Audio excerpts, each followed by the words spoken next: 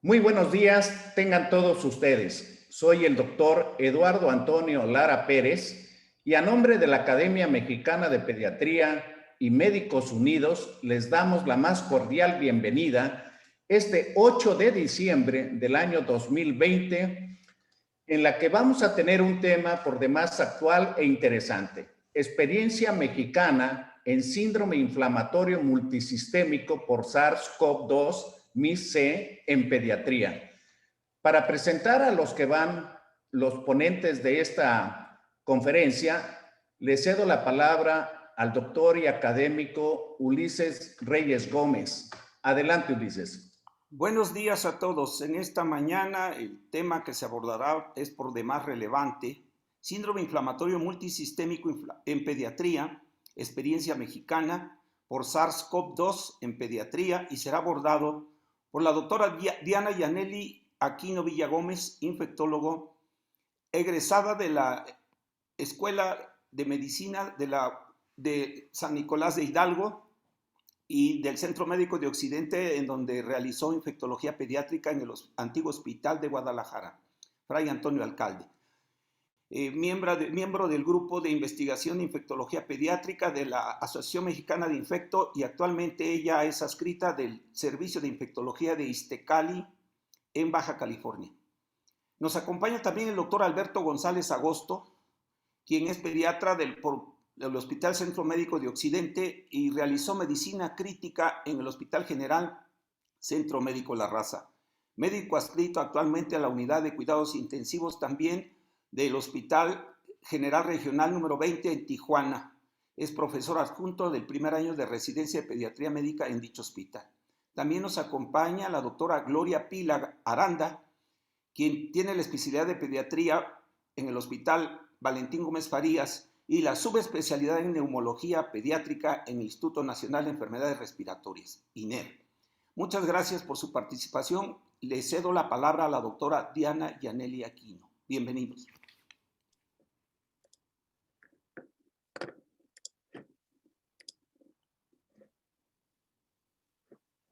Buenos días, pues gracias por la presentación, doctor.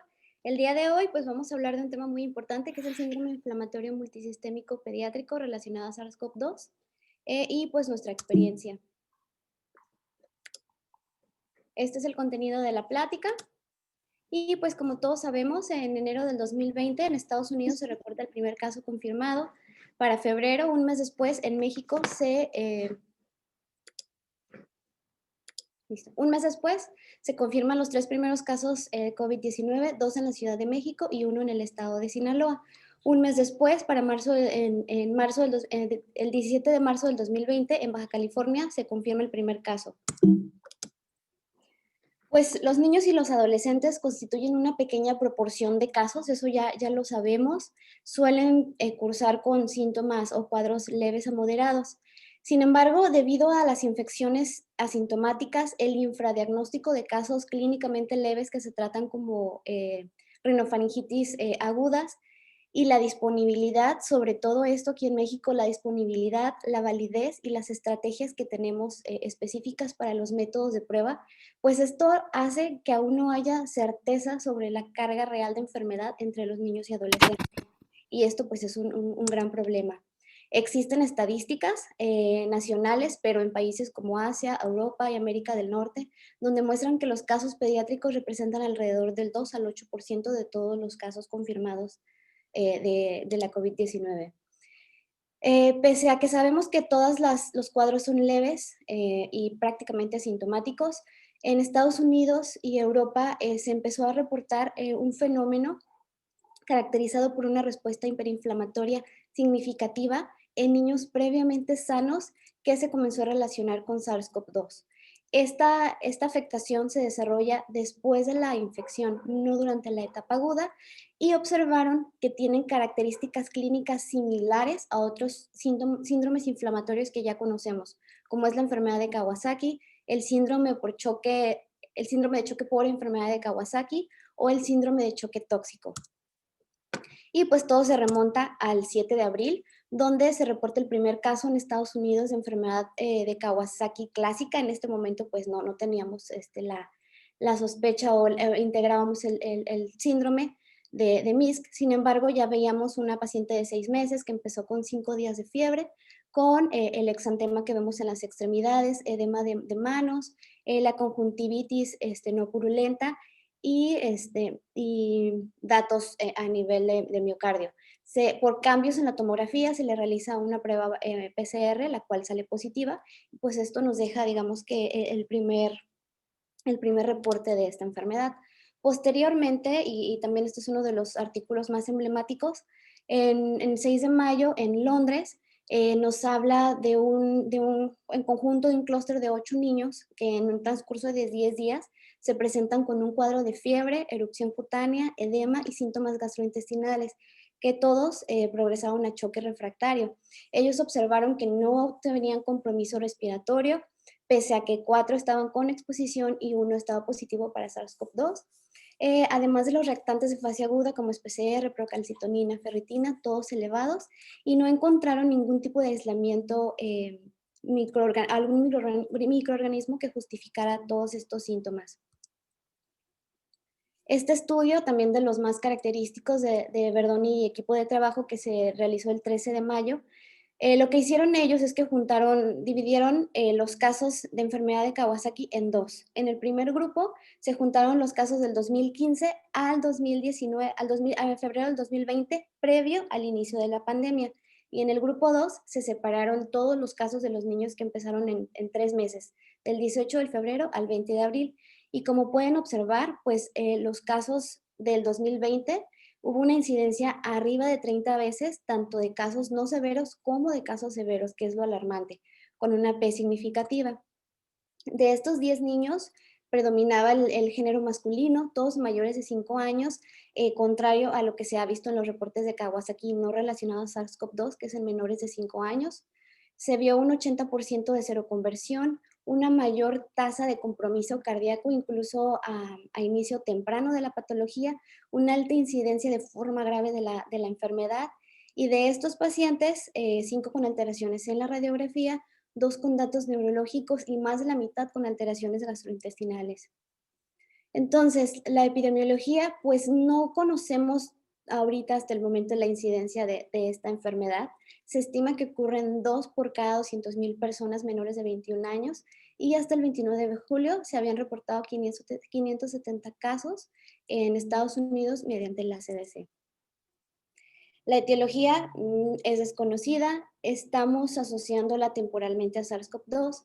Creemos que es un síndrome postinflamatorio que se puede presentar posterior de 1 a 6 semanas y en promedio de 2 a 4 semanas posterior a la infección primaria. Y aquí podemos observar lo que les comento. En la línea amarilla podemos ver el porcentaje de pruebas positivas de SARS-CoV-2, donde se ve que el pico de mayor incidencia pues, fue en abril, el 5 de abril. Y en color marrón son los casos de MISC que se estuvieron presentando, esto en el estudio de Feldenstein, y se nota que prácticamente un mes después es cuando empiezan a elevarse los casos de esta enfermedad. Igual en este estudio de Belot en Francia, en la línea anaranjada podemos ver igual el pico de casos, de reportes de casos, y en las líneas azules podemos ver los confirmados, los probables y los posibles. Entonces, prácticamente un mes después es cuando empezamos a ver la elevación. ¿Qué causa esto? Pues son teorías, todavía la fisiopatología sigue en estudio, pero se ha visto que los neutrófilos juegan un papel importante en la respuesta inmune innata.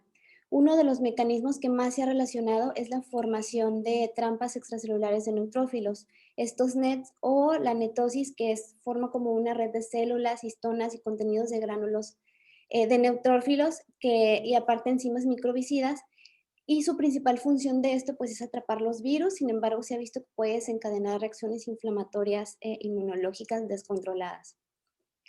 Zoe y colaboradores pues demostraron que estos estas redes están aumentados en el plasma de pacientes infectados con SARS-CoV-2 y concentraciones aún más altas en aquellos pacientes con insuficiencia respiratoria. Por lo tanto, esta netosis o esta formación de redes de neutrófilos juega un papel crucial en la promoción de trombosis. Por lo tanto, se sugiere que es muy plausible la relación de estos con el síndrome. Entonces, vamos a comenzar a definirlo. Para el 1 de mayo, en el Reino Unido salía la primera definición y nos hablaba de un niño que presenta fiebre persistente, no dice de cuántos días, más datos de inflamación, que puede ser a nivel de laboratorio. Además de evidencia de disfunción de 2 o varios órganos, aquí es donde entra el cuadro similar a Kawasaki. Como punto número 3, nos pide excluir cualquier otra causa antimicrobiana o no antimicrobiana de este choque, ¿no? De este dato de respuesta o de afectación a órgano, más tener pruebas positivas o incluso no, solo tener exposición. Luego, la OMS, él ya agrega un poco más de cosas. Aquí ya agrega niños y adolescentes de 0 a 19 años. Y la fiebre ellos las manejan mayor de 3 días, más 2 de todas las alteraciones como es exantema, datos de hipotensión o choque o características de disfunción miocárdica, que esto también es muy frecuente en los pacientes, más evidencia de coagulopatía, tiempos alargados, dímero de elevado o manifestaciones gastrointestinales. Entonces, paciente de 0 a 19 años con fiebre de más de 3 días y 2 de esto, por ejemplo, exantema y manifestaciones gastrointestinales, más, más marcadores elevados. Inflamación, de inflamación como BCG, proteína C reactiva, además de que no tengamos una evidencia obvia de que haya algún otro tipo de infección en algún otro lado, ¿no? Como puede ser un síndrome de choque tóxico, que es de los diagnósticos diferenciales. Y aquí sí ya nos pide evidencia de COVID-19 en algún lado, ¿no? Podemos tener una prueba de una PCR, una prueba de antígeno, serología o un contacto reportado. Y la CDC, finalmente, ellos nos alargan un poquito la edad, menor de 21 años, y ellos manejan la fiebre incluso con más de 24 horas, no se va hasta 3 días como la OMS. Prácticamente es el mismo diagnóstico. Aquí ya nos incluye la interleucina 6 elevada, también nos incluye, por ejemplo, la albúmina baja y pues el antecedente de SARS. Y pues aquí tenemos nada más un recuadro donde nos pone todas las definiciones, nos pone la de la OMS, la del Colegio Británico y la de la CDC. Prácticamente aquí lo importante es ver que se debe de excluir, y quiero hacer hincapié en esto, otras causas antimicrobianas, quirúrgicas, todo lo que se pueda descartar, ¿no? Antes de sospecharlo. Entonces tenemos pues 2 cuadros compatibles, que es el cuadro clínico compatible con enfermedad de Kawasaki, y otro que puede ser fiebre y dolor abdominal. Nosotros observamos muchas alteraciones abdominales con analítica compatible a la enfermedad. Es importante también destacar que aunque muchos casos de este síndrome comparten características similares, sugiere que son síndromes diferentes. ¿Qué son las diferencias?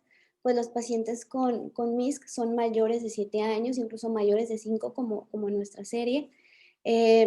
Tienden a tener una predilección por el origen africano o hispano, una mayor elevación de marcadores inflamatorios y pues lo más importante, que más del 80% de estos pacientes van a presentar lesión miocárdica inusual, mostrada con altas concentraciones de troponina, péptido natriurético.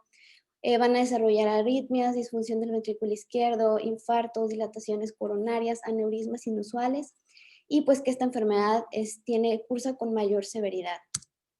Entonces, en nuestro estudio, se juntaron todos los casos del 29 de mayo a 12 de julio. Nuestro pico de infección aquí en Tijuana fue a finales de abril, fue donde se dio la mayor capacidad ocupacional en los hospitales, que coincide con las 4 semanas posterior a que nosotros iniciamos a recolectar los casos. Juntamos o tuvimos una recolección de 6 pacientes que cumplieron con los criterios de la CDC, que eran los que más se adaptaban. Nuestra edad promedio fue de 5.3 años, con una media, y de 3 a 9 el rango. El género masculino de 84.4% y el 83% se detectó PCR positiva y en el 33% serologías. Y aquí pues tenemos 2 revisiones sistemáticas en las cuales observamos pues que la edad promedio prácticamente siempre es la misma, de 7.3 años a 10. En esta de Estados Unidos de Feldenstein también, donde se observaron o se juntaron 186 pacientes, también 8.3 el promedio, y siempre predominantemente en el género masculino. También podemos encontrar altas tasas de serologías positivas. Igual, en el estudio de Verdoni es el que más se adapta a nuestro estudio, que fue aquí todos los pacientes eran mayores de 5 años, igual que el de nosotros, y pues nada más el estudio de Francia.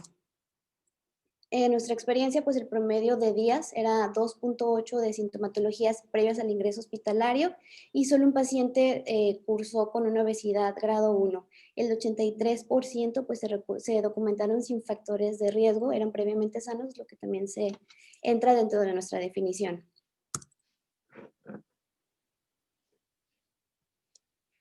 Bueno, continuando con las manifestaciones clínicas. Bueno, como ya comentó de manera muy acertada Diana, la fiebre es el síntoma o el signo pivote cardinal. Las definiciones se rigen por más de 24 horas por fiebre o más de 3 días. En los niños mayores de 5 años, nosotros encontramos síntomas gastrointestinales agudos como diarrea, vómito, dolor abdominal. En los más pequeñitos encontramos exantema o conjuntivitis no purulenta bilateral y también signos de inflamación mucocutánea, así como en algunos casos manifestaciones neurológicas. Esto es lo descrito en la literatura. Sin embargo, en nuestra experiencia, bueno, el 100% cursó con fiebre. 2/3 partes presentaron manifestaciones gastrointestinales. Estos pacientes, reitero, eran mayores de 5 años, que se presentaron con un cuadro de evolución de dolor abdominal, vómito, diarrea y náuseas. Y a su ingreso es importante recalcar que ningún paciente presentó sintomatología respiratoria. Esto en aquel momento en el cual nosotros llevamos a cabo el estudio, saltaba mucho y hacía que no se pensara que podía ser algo relacionado con COVID, debido a que en los adultos, y lo que sabíamos hasta el momento, era que COVID-19 afectaba el sistema respiratorio. Entonces, al nosotros encontrar a su ingreso que estos niños no tenían síntomas respiratorios, era un poco difícil creer que se podría tratar a una entidad relacionada con COVID-19. La siguiente, por favor. Y a lo largo de su estancia presentaron manifestaciones neurológicas. La que sigue. En nuestra experiencia, como les comentaba, 2/3 partes fueron mayores de 5 años y tenían un cuadro gastrointestinal. Sin embargo, 1/3 parte eran niños menores de 5 años, en los cuales tenían una presentación similar a Kawasaki, y esta se caracterizaba por fiebre, tenían conjuntivitis no purulenta, exantema, edema de miembros pélvicos y a lo largo de la evolución, descamación de la piel. Esta foto es... esta fotografía es de una de nuestras pacientes que esta descamación de la piel la presentó ya alrededor del día 13 de estancia intrahospitalaria con nosotros. Bueno, comparando los estudios de los que ya había hablado también Diana, este estudio se publicó en Gran Bretaña y como podemos ver con ellos reclutaron 58 pacientes, igual la mediana edad de 9 años, y todos los pacientes presentaron fiebre. En ellos el 53% tenían dolor abdominal, lo cual es similar al 66% que tuvimos nosotros, mientras que las características del Kawasaki se presentaron entre un 16 y 52%, que es más o menos equiparable a nuestro 33%. Siguiente. En este estudio publicado en Francia por Tobiani, ellos reportan que el intervalo entre el contacto y la presentación de la enfermedad fue de 36 días, yendo desde 18 días, poco más de 2 semanas, hasta 45 días. En ellos, los síntomas 100% fueron gastrointestinales, caracterizados por dolor abdominal, vómito y diarrea, que sí contrasta un poco con el 66% que encontramos nosotros. Y ellos comentan que los pacientes que ingresaron a UCIP tenían marcadores inflamatorios sistémicos mucho más elevados que los que no requirieron de terapia intensiva. En general se comenta que las pruebas de laboratorio de ingreso van a presentar incremento en los marcadores inflamatorios sistémicos como proteína C reactiva, fibrinógeno, procalcitonina, dímero D arriba de 1000, ferritina, deshidrogenasa láctica, interleucina 6 y elevación de neutrófilos. Y por el otro lado, va a presentar linfopenia, hipoalbuminemia e hiponatremia. La siguiente. En nuestra experiencia, el 100% de los pacientes presentó alteración en la cuenta de leucocitos a su ingreso, ya sea leucocitosis o leucopenia. El 83% presentó linfopenia, trombocitopenia en un 50%. Y otra característica fue que los tiempos de coagulación se encontraban alargados, específicamente TP e INR. Todos nuestros pacientes presentaron marcadores inflamatorios elevados con dímero D arriba de 1000, ferritina, PCR elevadas. La procalcitonina se tomó en los pacientes y resultó negativa en todos los casos. Cabe mencionar que todos nuestros pacientes cursaron con algún tipo de alteración hepática, ya sea con elevación de fosfatasa alcalina, ALT en el 66% y el 33% con elevación de AST. Se le tomó RT-PCR a nuestros 6 pacientes. Nosotros, al ser un hospital de segundo nivel, no contamos con el procesamiento de inmunoglobulinas dentro del hospital. Únicamente se le tomó a 2 pacientes que los papás de manera, por sus propios medios, tomaron la muestra y procesaron la muestra. Y en estos 2 pacientes, el 100% tuvo IgG positiva y 1 tuvo IgM negativa. De los 6 niños que se les tomó la RT-PCR, 5, que es el 83%, tuvieron RT-PCR positiva y 1 tuvo negativa. Cabe mencionar que de estos 6 niños de los cuales estamos platicando, uno de ellos negaba por todos los medios haber tenido algún tipo de contacto con paciente positivo para SARS-CoV-2 o con sintomatología, por lo cual se puede inferir que el hecho de que los familiares nieguen el contacto con alguien con SARS-CoV-2, pues no descarta por completo la posibilidad de que sea un MISC o un PIMS. ¿Sí? En este estudio, el que ya habíamos comentado, que se hizo en Inglaterra, encontramos que de ellos únicamente el 26% tuvo RT-PCR positiva para SARS-CoV-2, mientras que se encontraron anticuerpos IgG en el 87%, lo cual es equiparable a que nosotros tuvimos de los únicos 2 pacientes que le tomamos el 100% positivo. Y en general, en el 78% se encontró una infección previa o activa, ya sea por anticuerpos o por PCR. Cabe mencionar que en este estudio en Inglaterra, todos los pacientes presentaron algún estado inflamatorio caracterizado por elevación de PCR, neutrofilia o ferritina, y con nosotros el 100% también presentaron marcadores inflamatorios elevados. En este estudio que se hizo en Francia, en la cual igual la mediana edad es más elevada que la de nosotros, 7.9 años, ellos encontraron PCR positivo en el 38% e IgG positiva en el 90%. Y aquí lo que cabe mencionar es que el 80% requirieron de terapia intensiva debido a inestabilidad hemodinámica, el 67% requirió inotrópicos y el 50% requirió de ventilación mecánica. La que sigue, por favor. Y en este estudio, que también ya se comentó previamente, del 29 de junio, que es uno de los más grandes, con 186 pacientes en 26 estados de Estados Unidos, cabe mencionar que el 73% es previamente sano y es equiparable a nuestro 83%. Esto cabe recalcar porque muchas veces tenemos la idea de que COVID-19 va a tener un resultado no favorable en aquellos pacientes que tienen comorbilidades previas. Sin embargo, en COVID asociado específicamente a MISC, esto no es necesario. Pueden ser niños que sean previamente sanos y desarrollar una forma de la enfermedad grave o incluso fatal. En estos pacientes, la gran mayoría tenían síntomas gastrointestinales, pero también tuvieron síntomas cardiovasculares, hematológicos y mucocutáneos, como en el caso de nuestros pacientes. Aquí cabe mencionar que el 80% requirieron de terapia intensiva y 20% de ventilación mecánica. A su ingreso, a todos nuestros pacientes se les tomó tomografía simple de tórax. Sin embargo, el 2/3 partes, el 66%, no tuvo alteraciones de la tomografía de tórax a su ingreso. 1/3 parte sí tuvo alteraciones y cursaron con vidrio ilustrado y consolidaciones bilaterales. En cuanto a la evolución, comentándolo previamente en los artículos que hablaban de que hasta el 80% requerían de terapia intensiva. Con nosotros el 66% requirió de ventilación mecánica invasiva y apoyo cardiovascular ante datos muy evidentes de bajo gasto. A todos los pacientes se les hizo electrocardiograma, los cuales fueron encontrados normales, y a 2 de ellos se les realizó ecocardiograma, en los cuales se reportaron sin alteraciones. El promedio de estancia intrahospitalaria con nosotros fue de 6 días.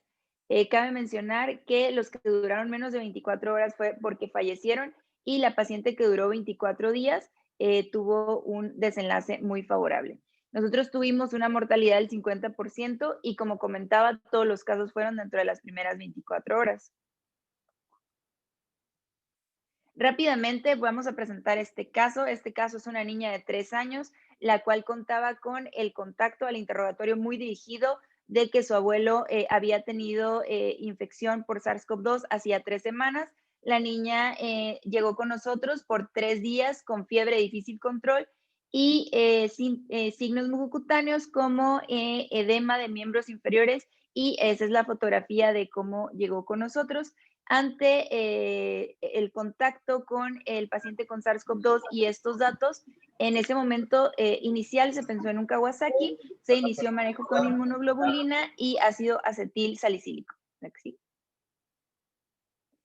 Se le realizó la PCR, la cual resultó positiva. Al cuarto día de estancia intrahospitalaria, inició con dificultad respiratoria, incremento de la necesidad de oxígeno suplementario, por lo cual se realizó intubación orotraqueal. Posteriormente realizó un PARS, un síndrome de distrés respiratorio agudo pediátrico, y en ese momento llegaron con nosotros los marcadores. El dímero D estaba en 2417, la ferritina en 847.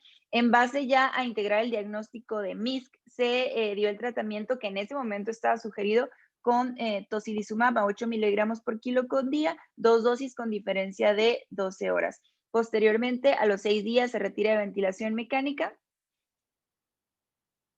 y posteriormente, la que sigue, por favor, inicia con síntomas neurológicos. Si podemos activar el video, se interconsulta a neumología pediátrica. Como podemos ver, tenía disinesias orolinguales y no estaba reactiva al medio. Se estableció el manejo y finalmente, la que sigue, se egresa. Como somos IMSS, tenemos nuestra campanita del hospital y se egresa en adecuadas condiciones.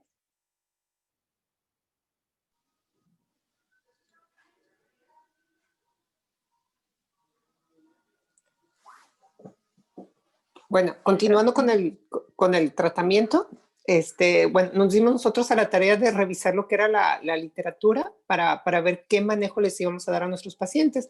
Como esta era una entidad nueva, pues teníamos que ver qué tratamiento les íbamos a dar.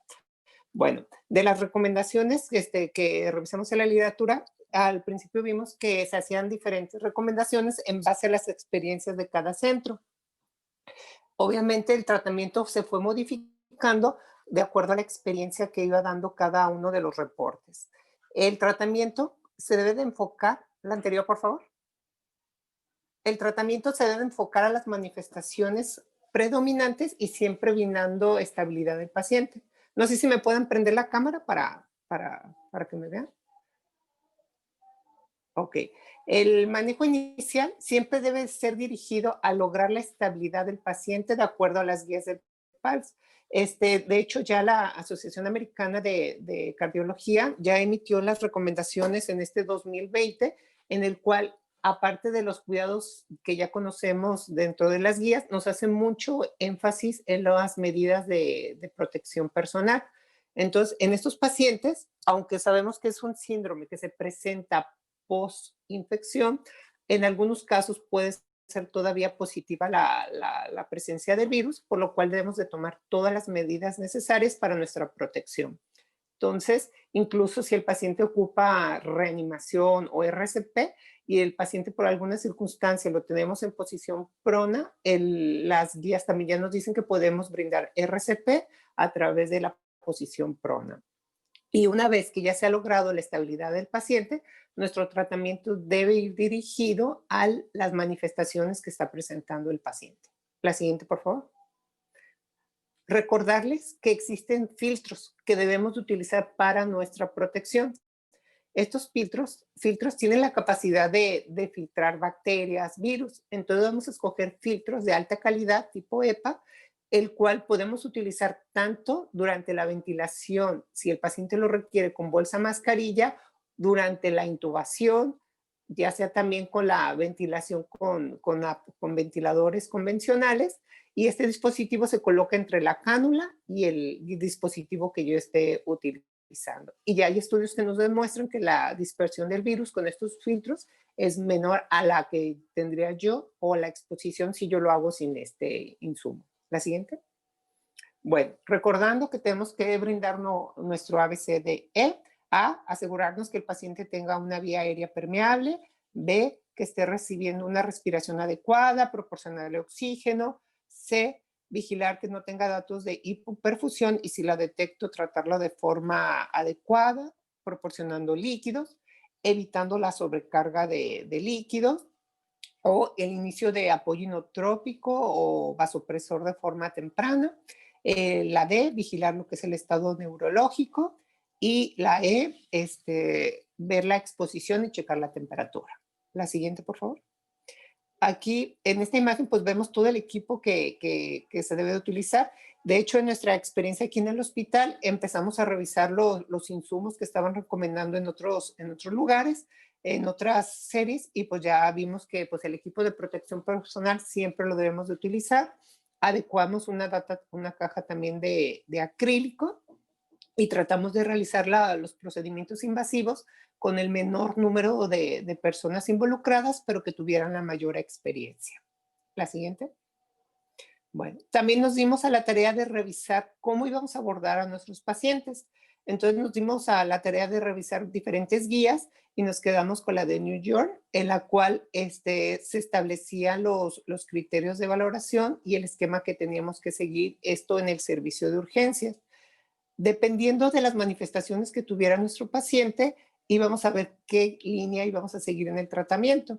Si nuestras manifestaciones eran meramente abdominales, ¿sí? Este paciente siempre se le debía de brindar sus cuidados, su reanimación ABCDE, vigilar, estabilizarlo, utilizar las precauciones de contacto y si predominaban las manifestaciones abdominales, debía ser valorado por parte de cirugía pediátrica. Como dijimos, dentro de las manifestaciones puede haber predominio abdominal y lo que teníamos que descartar es que realmente se tratara de una patología abdominal. Entonces, a este paciente se le hacían estudios dirigidos al problema abdominal y valorado por cirugía pediátrica. Una vez que se descartaba patología quirúrgica, se le iniciaba tratamiento empírico con antibiótico de amplio espectro, se le tomaban cultivos y ya dependiendo de los resultados, pues se seguía o se descontinuaba el antibiótico. En cambio, si los niños tenían predominio de manifestaciones similares a Kawasaki o tenían datos de choque, se le brindaba su ABCDE, se estabilizaba el paciente, se iniciaba ya fuera ventilación mecánica, apoyo inotrópico, vasopresor, y esos pacientes debían ser valorados por el servicio de terapia intensiva y continuar con el soporte de acuerdo a los órganos o los sistemas que estuvieran fallando. La siguiente, por favor. Bueno, ¿cuáles son los criterios de valoración de UPSI? Este esquema que les mostré es el esquema que se les realizaba una vez que llegaba al servicio de urgencia y de hecho se desarrolló y adaptó estas guías a nuestros servicios. Entonces, todos los médicos que participaban en la atención inicial en urgencias conocían este esquema y lo aplicaban. ¿Cuándo se solicitaba valoración por la terapia intensiva? Cuando el paciente tenía polipnea o dificultad respiratoria grave o persistente a pesar del tratamiento con oxígeno suplementario, que tuviera una saturación de oxígeno menor del 92%, utilizando FiO2 mayor del 50%, que tuviera acidosis respiratoria aguda, caracterizado por un pH menor de 7.30 y incrementos del CO2 mayor de 55, que el paciente tuviera apneas recurrentes, que el paciente cursara con datos de sepsis, choque séptico o fallo multiorgánico, o que el paciente tuviera alteración del nivel de alerta o sospecha del fallo del centro respiratorio. La siguiente. Bueno, en estos pacientes, revisando las guías del manejo de PARS o de síndrome de dificultad respiratoria aguda pediátrica, y ya apegado a estos criterios, se decidió por utilizar una ventilación convencional en el cual teníamos que hacer una intubación de secuencia rápida, recordando siempre las medidas de protección personal, utilizando el equipo, utilizando nuestro filtro de alta calidad y utilizando siempre tubos endotraqueales con globo. ¿Esto por qué? Para disminuir la dispersión del virus.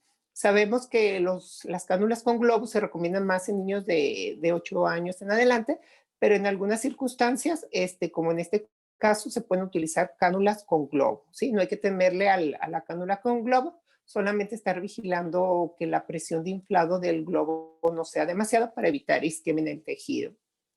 La ventilación que se recomienda es ventilación controlada o asistida, por volumen de lo posible.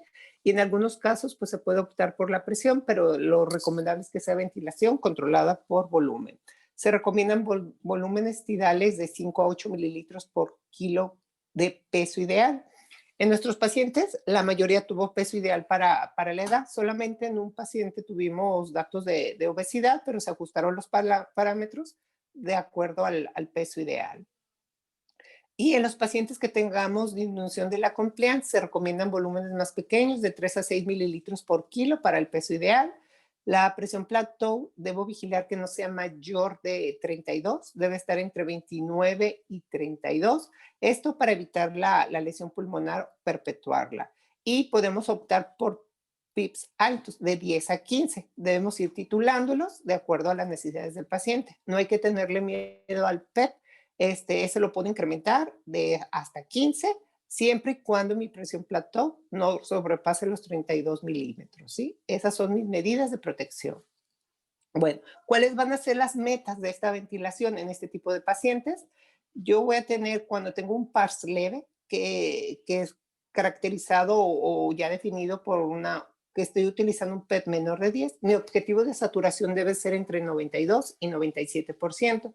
Cuando tengo PARS que estoy utilizando PEPs más elevados, eso va a ser en casos de daño pulmonar muy grave. Con que yo tenga una saturación entre 88 y 92% está ideal. Voy a permitir lo que es la hipercapnia permisible, ¿sí? En el PARS moderado a severo. ¿Qué es hipercapnia permisible? Es permitir que el CO2 esté elevado siempre y cuando el pH esté por arriba de 7.15 a 7.30 y yo no tenga inestabilidad hemodinámica, ¿sí?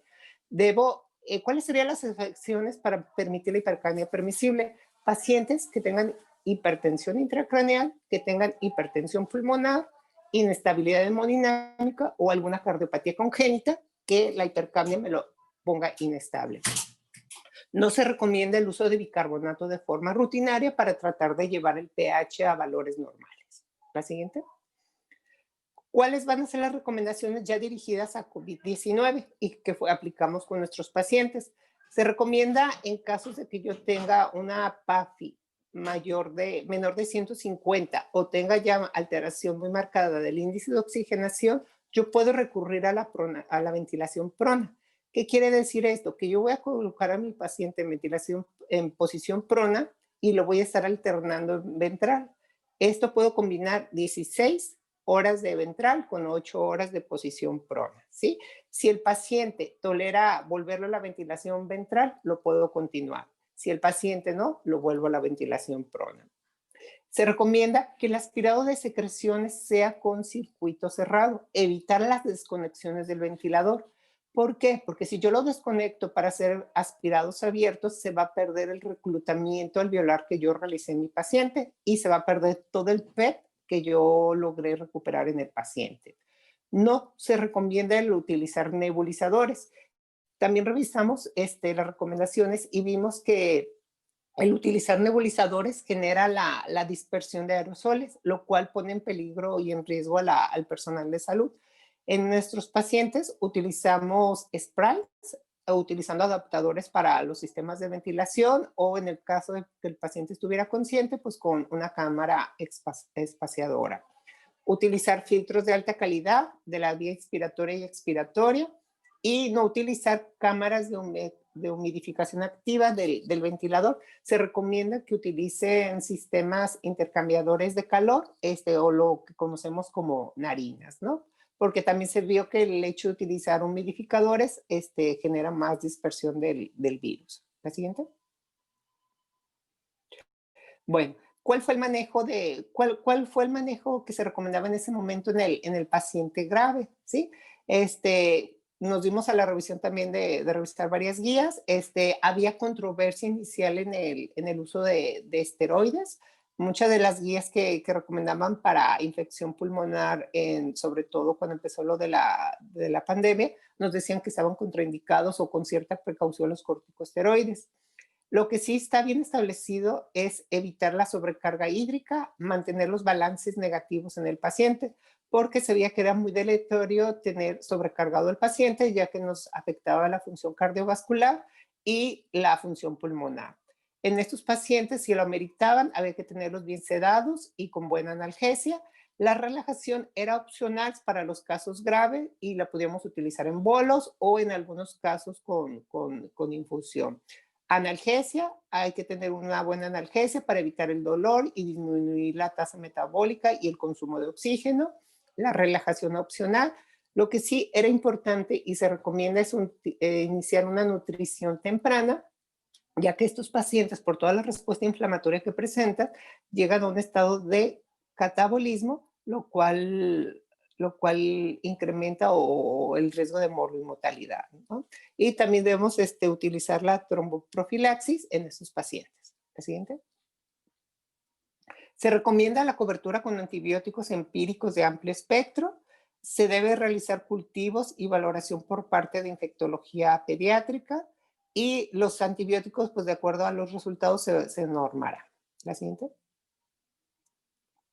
Cuando tengo una respuesta inflamatoria severa, se deben utilizar medicamentos dirigidos a modular esta respuesta inflamatoria. Y de lo que nosotros estuvimos revisando y que utilizamos en nuestra serie y en nuestros pacientes fue el uso de la inmunoglobulina humana. Esta dosis fue de 2 gramos por kilo y el uso de aspirina en todos los pacientes que tenían manifestaciones similares a Kawasaki, ¿sí? O que tuvieran evidencia de una respuesta inflamatoria severa, que era caracterizada por una ferritina mayor de 300 o una PCR mayor de 30 o que el paciente presentara falla multiorgánica. La siguiente. El soporte cardiovascular, sí, es uno de los pilares en el tratamiento, sobre todo si el paciente tiene manifestaciones graves, ya que de no iniciarlo temprano, va a perpetuar el daño a órganos por hipoperfusión. Entonces, si yo tengo algún dato sugestivo o que el paciente no responda a la estabilización hemodinámica con líquidos, yo debo de empezar el soporte cardiovascular, ¿sí? Hay que solicitar una valoración por el cardiólogo pediátrico para descartar alguna disfunción miocárdica, alteraciones coronarias. Y del soporte cardiovascular, pues debe ir dirigido al que yo tenga a la mano o la experiencia que tengan en cada centro. En nuestra serie, nosotros preferimos el uso de apoyo inotrópico con adrenalina a dosis beta y apoyo vasopresor con noradrenalina, dosis respuesta. Si el paciente no responde a estas medidas, en los grandes centros se recomienda pasar directamente al ECMO para brindar soporte cardiovascular. La siguiente. El uso de esteroides, como les comentaba, al inicio de la pandemia pues era controvertido, pero pues ya después de la revisión y se ve que el esteroide es uno de los medicamentos pilares en modular esta respuesta inmunológica. Entonces se recomienda el uso de metilprednisolona, 2 miligramos por kilo por día, por 3 días, es lo más recomendado. Y este tipo de medicamento pues se lo dimos a todos nuestros pacientes. La siguiente. La anticoagulación. Se recomienda la terapia anticoagulante en todos los pacientes, sobre todo si tienen factores de riesgo, lo que son pacientes adolescentes, o si tienen obesidad o cualquier paciente de esos que esté en un estado crítico, ¿no? Y de los anticoagulantes, el que se recomienda es la heparina de bajo peso molecular, la enoxaparina, a 1 miligramo por kilo, con máximo de 40 miligramos en dosis cada 24 horas. ¿La siguiente? Bueno, y aquí tenemos un resumen de nuestros pacientes, de nuestra serie. Tuvimos 6 pacientes, como ya les mencionaron, las edades oscilaron de entre 3 y 9 años de edad. Y pues aquí viene resumido lo que ya les comentó la doctora Pila, la doctora Diana Aquino de las manifestaciones. Y vamos a ver el tratamiento que les dimos y nuestra experiencia. La siguiente. Bueno, en nuestra serie de casos, como ya les comentaron, tuvimos 6 pacientes.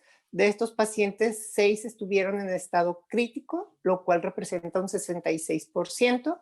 Lo que observamos que estos pacientes, muchos acudían a atención tardía o tenían un deterioro muy rápido en las primeras 24 horas de estancia en el hospital. 4 de 6 pacientes, que es el 66%, ameritaron soporte ventilatorio bajo una intubación de secuencia rápida. A 4 de 6 pacientes se les dio soporte cardiovascular con el medicamento de elección adrenalina y noradrenalina. 4 pacientes recibieron sedación, que representa el 66%. A los 6 pacientes, que representa el 100%, se les dieron esteroides, igual que la inmunoglobulina en 6 pacientes, que representa el 100%. El tocilizumab, cuando tuvimos nuestro pico de casos, una de las recomendaciones que había en la literatura es dar este tipo de medicamentos para modular la respuesta inmunológica. Y se lo dimos a 2 de 6 pacientes, que representa el 33%, los cuales habían desarrollado una enfermedad grave y no tenían respuesta al manejo con esteroides y manejo convencional. En 6 de los 6 pacientes, que representa el 100%, se les dio antibióticos dirigido a las manifestaciones clínicas que presentaba, y en 4 de 6 pacientes se brindó anticoagulación. En 2 pacientes se evitó la anticoagulación porque eran pacientes que venían con una franca coagulopatía y presentaban sangrado activo. En 2 de los 6 pacientes, que representan el 33%, que tenían las manifestaciones similares a Kawasaki, se les brindó manejo con ácido acetilsalicílico, con dosis inicial de 50 miligramos por kilo y siguiendo con la dosis de mantenimiento. Y la mortalidad en nuestro centro fueron 3 casos, que representa el 50%, lo que nos habla de que los pacientes llegaron o evolucionaron a un estado crítico en forma temprana. Esta mortalidad se vio dentro de las primeras 24 horas. Estos pacientes, de los 3 que fallecieron dentro de las primeras 24 horas y no hubo respuesta al tratamiento de soporte respiratorio y cardiovascular.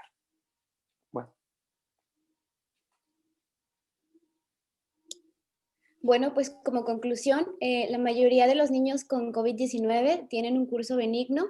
Sin embargo, pues en tiempo de pandemia tenemos siempre que tener la sospecha de esta enfermedad, sin olvidarnos de las otras patologías o de las otras enfermedades pediátricas. Recordar que es un síndrome postinfeccioso y que tenemos que estar alerta. Muchas gracias. Si quiere dejar de compartir su pantalla, por favor, doctor Aquino. Gracias. Y encender, doctor Aquino, doctora Pila, su cámara, por favor. Bueno, pues estamos abiertos, doctor Aquino, no la veo. Estamos abiertos a sus preguntas o comentarios. Me dice que el anfitrión detuvo el video, doctor. ¿Perdón? Me dice que el anfitrión detuvo el video, no puedo iniciarlo. No puede iniciar su cámara. A ver. Dice el anfitrión lo detuvo. Listo. Ahí está ya, ahí estamos. Bueno, en lo que se deciden a preguntar, primero quiero felicitarlos porque pues es un tema difícil por varias razones. La primera es que tenemos pocos casos. La segunda es que nos estamos enfrentando a un virus desconocido y suponemos que algo que es parecido a este virus, pues de ahí tomamos algunas experiencias. Definitivamente que cuando tenemos pacientes graves, pues se vale todo. porque lo triste es no haber hecho algo con tal de salvarle la vida. Después nos viene la cruda moral sobre qué cosas hicimos bien o hicimos mal, y creo que esto a futuro se va a notar pues cuando tengamos más casos. Desgraciadamente, y como no hay unas estrategias de seguimiento de casos, yo diría cuántos niños tuvieron COVID y simplemente no dieron manifestaciones clínicas. A lo mejor ahí pudiéramos entender mejor aquellos que sí las hicieron. Y luego yo veo en la presentación que ustedes hicieron una gran división. Primero, cuadros subagudos y que luego hacen un cuadro aparentemente agudo, incluyendo casos mortales.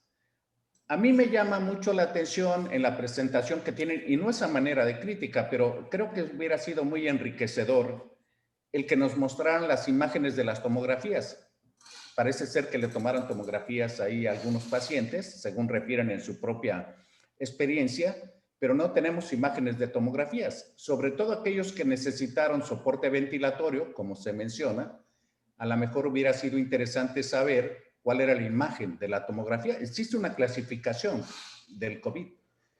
Y entender cómo es que evolucionaron tan rápido a casos mortales. Yo creo que hay mucho por aprender, mucho por aprender. Creo que estamos en vías de hacer cada vez las cosas mejor, y el doctor Jorge Chuk quiere hacer una pregunta. Jorge, enciende tu video y tu audio, por favor. Bien, gracias. Más que pregunta, pues es un comentario, pero además felicitar, creo que ha sido una muy buena presentación de nuestros compañeros, pero acabo de revisar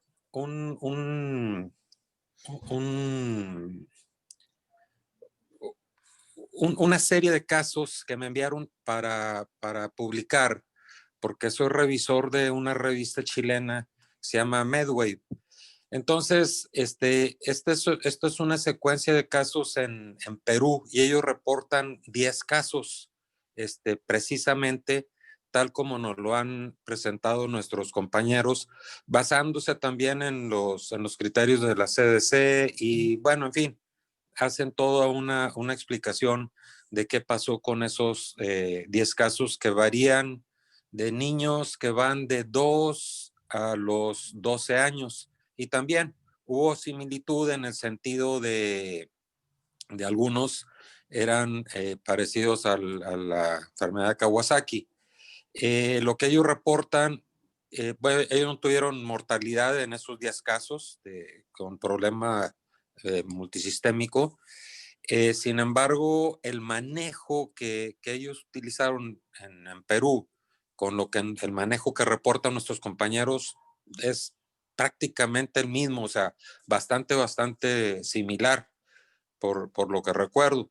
Entonces, ese es un artículo que todavía no está publicado, está en revisión. Casi siempre todos esos artículos son revisados al menos por cinco personas, ¿verdad? En este caso, pues me tocó a mí revisarlos.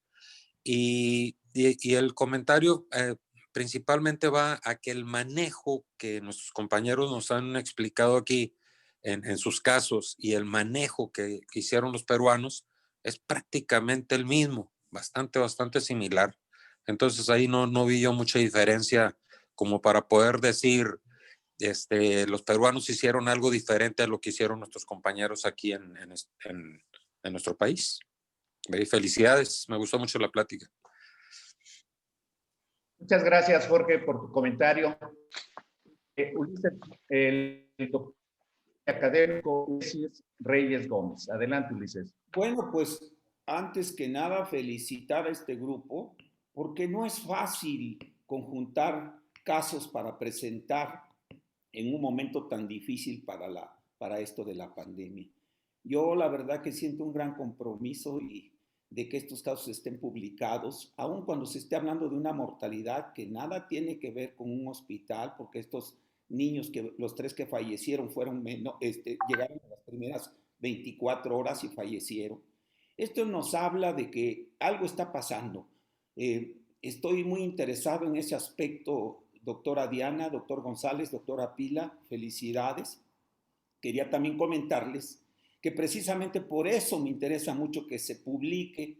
Esta serie de casos está en la revista del IES, por ahí ya ha estado circulando ya la revista, Eduardo. Y en cuanto a lo que decías de la tomografía, efectivamente se les hizo tomografía, si no mal recuerdo, a los 6, y 2 tenían datos de neumonía silente, no tenían datos clínicos, si no mal recuerdo, de la serie. Pero también estamos preparando otros 6 casos de Tamaulipas que próximamente se van a presentar, en donde también la mortalidad fue de 0. O sea, este tipo de situaciones, de presentar esta experiencia mexicana, es justamente para que pongamos alerta de los datos tempranos. Y hablando de los datos tempranos, doctora Diana, y el gran problema de algo nuevo para el mundo, como es este síndrome multisistémico inflamatorio, mi pregunta es, ¿seguiremos esperando tener como marcadores dímero D, ferritina sérica, o usted considera que puede ser un marcador temprano troponina y péptido natriurético? 1. Y 2, también para el doctor González, pues sí, felicidades porque usted está pensando en nuestra seguridad, como vamos dentro de las terapias de no contagiarse, ¿no? No sé, doctora Diana. Adelante. Adelante. Sí, definitivamente, doctor, yo creo que va a ser de los principales reactantes que se tienen que pedir en un inicio. Y sí, de hecho generan daño a miocardio de manera temprana, entonces sí puede ser uno de los principales reactantes que se deben de pedir.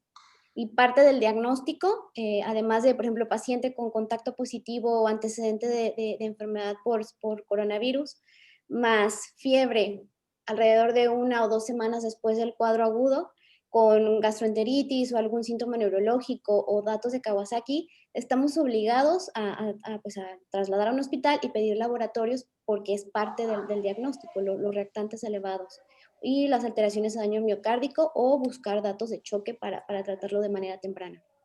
O sea, usted diría que entre un pequeño que tenga fiebre persistente, difícil control, datos gastroenterales o incluso neurológicos, es una sospecha alta que tiene que ir a un servicio de urgencias para ser valorado. Definitivamente, doctor. Gracias. Doctor González, ¿quiere comentar algo? Pues sí, como ya lo mencionó el doctor, lo principal es nuestra seguridad, ¿sí? Porque durante los procedimientos es donde más se ha visto que ha habido contaminación, infección del personal de salud por no tomar las medidas de precaución. Entonces, ahí lo recomendable es que tratemos a todos los pacientes, ¿sí? El motivo que sea, como si fueran portadores del virus. Es lo que se recomienda ahorita en tiempos de pandemia. Y sobre todo, si voy a hacer algún procedimiento sobre la vía aérea o me voy a acercar mucho al paciente o voy a dar RCP, debo tener el equipo de protección, ¿sí? Mi mascarilla y utilizar los filtros, que eso nos van a disminuir la dispersión del virus. Ese filtro lo podemos adaptar, como ya les dije, a ventilación con bolsa mascarilla en el tubo endotraqueal o durante la ventilación mecánica, ¿sí? Y eso va a disminuir sustancialmente la exposición al virus. Y por otro lado, a mí me gustaría agregar con respecto a las tomografías de tórax, el hecho de que una tomografía de tórax de ingreso sea normal no te descarta que pueda ser un PIMS, como en este caso. Y las 2 que salieron con alteraciones que ya se comentaron, vidrio ilustrado y consolidaciones bilaterales, pues realmente si le sacábamos el CORRAT, era un CORRAT 3-4, o sea, realmente nos quedaba todavía la duda y al momento de su ingreso no tenían síntoma respiratorio ninguno de los pacientes y en ese momento tan temprano de la pandemia, pues era difícil pensar que COVID-19 no fuera a dar síntomas respiratorios. Entonces creo que fue un desafío por lo temprano que fue y algo que identificamos es que los niños que llegaron con nosotros tenían muchos días de evolución, es decir, ya habían pasado por varios consultorios, varios, incluso servicios de urgencias, y no se había sospechado, y la mortalidad que tuvimos realmente fue asociado a coagulopatías que evolucionaron muy rápido y en menos de 24 horas los pacientes tuvieron un desenlace fatal. Muchas gracias, doctora. Aunque quiero comentar que en la experiencia de adultos, los pacientes asintomáticos que llegan a los 10 o 12 días, que es el periodo crítico, les toman una tomografía y ya se ve una evidencia de neumonía, aunque clínicamente no la tengan. Generalmente empiezan apenas con síntomas respiratorios a ese nivel. Y precisamente la evolución radiológica marca en buena medida el pronóstico y manejo de esos pacientes. Por eso era mi comentario. ¿Alguien más, doctor González, quiere opinar? Veo que tiene ganas. No, pues ya lo que comenté. Muy bien. Pues estamos llegando al tiempo. Yo quisiera que cada uno de ustedes hiciera un comentario final. Empezamos primero por las mujeres, doctor. La doctora Pila. Bueno, que si bien esta patología es infrecuente, o sea, no hay que caer en pánico, como bien se dijo, no hay que olvidar las otras patologías respiratorias, pero siempre tenerlo presente en aquellos casos que cursen con choque, que cursen con datos de fiebre persistente, siempre tenerlo muy presente y actuar, porque la intervención oportuna aquí es muy importante. Muchas gracias, doctora. Doctora Diana Aquino. Muchas gracias, doctor. Mi comentario va enfocado al periodo en que sucede esta patología. Recordando que es posinfeccioso y esto va dirigido pues a todos los que tratamos niños con COVID. En el momento agudo no tenemos tratamiento, no hay hasta el momento nada que nos pueda cambiar la evolución del desarrollo de esta enfermedad, solo se dan medidas de soporte y quiero hacer énfasis en que den los datos de alarma a los papás para más o menos en cuanto llegue el periodo posterior a la infección, estar bien al pendiente de esos pacientes y detectarlos a tiempo.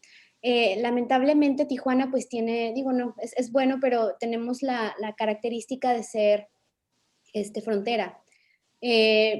Prácticamente la pandemia a inicios de abril en California estaba a todo su máximo, entonces por el traslado de los pacientes de allá para acá, la verdad es que nos llegó mucho antes la pandemia.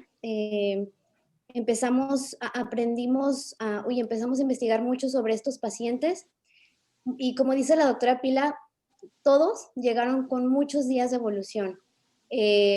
No creían que fuera COVID en estos pacientes, muchos ni siquiera sabían del contacto, incluso lo negaban. Entonces fueron pacientes que cuando llegaron realmente ya no pudimos hacerle más que todo lo que había disponible. La evolución fue fatal y en menos de 24 horas. La verdad es que dudo que si hubiéramos hecho algo diferente, no hubieran fallecido. La verdad es que no, porque sí llegaron ya con cuadros muy avanzados, de muchos días de evolución. Ahorita nos da gusto, y este es principalmente el objetivo, dar a conocer esta experiencia, y me da mucho gusto que ya en los demás centros ya la mortalidad haya bajado. Esta es la idea, que se dé a conocer para todos y que puedan, que los pacientes lleguen con menos días de evolución y a tiempo para que se pueda dar el tratamiento adecuado. Ya hay mucha más información, ya hay más series de casos, ya hay guías, ya hay estudios más completos. Entonces, esa es la idea. Muchas gracias. Muy bien. Doctor González. Bueno, yo como conclusión les diría que trabajemos en equipo. Les invito a que trabajen en equipos en sus servicios. Al menos en nuestra experiencia tuvimos la fortuna de trabajar nosotros en equipo y creo que eso nos ayudó bastante. Nos documentamos y lo que aportamos todos ideas, y eso ayudó a sacar varios pacientes adelante. Siempre utilizar sus medidas de protección, su seguridad es lo principal. Y en lo particular, creo que ahorita que estamos cursando con nuevo incremento de los casos, en próximas semanas vamos a tener nuevamente, podemos esperar otra vez este pico de casos de síndrome inflamatorio en pediatría.